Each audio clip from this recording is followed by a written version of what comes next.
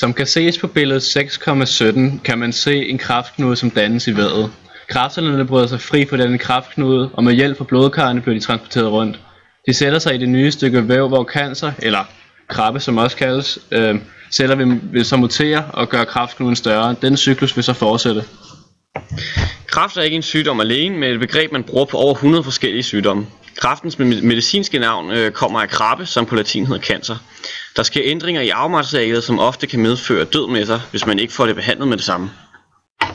Ja, der er en fælles række biologiske kendetegn ved kræft eller cancer, nemlig uhæmmet vækst, altså at cellerne deler sig hurtigere end normalt uden at gå i stå. Et andet kendetegn er invasiv vækst, altså at kræftcellerne kan trænge ind i det omgivende væv. Og det tredje biologiske kendetegn er metasering. Metasering er en spredning af kræftceller til organer via blod- og lymfebanerne. Mutationer skyldes den uhæmmede cellevækst, som normalt regulerer cellens cyklus. Mutationerne ophobes længe før kræften bryder ud. Der skal flere mutationer til, før cellen udvikler sig til en kræftcelle. Mutation i de vækstfremmede gener vil kunne føre til celledeling. Disse gener hedder onkogener, og disse er altså vækstfremmede kræftgener. Derudover kan man sige, at hvis væksthæmmerne ikke virker optimalt, vil cellerne nå restriktionspunktet, hvorfra celledeling sættes i gang. Man kan sige, at kræft opstår, hvis der trykkes på speederen, eller hvis bremsen er i stykker, det vil sige fejl i væksthæmmergenerne.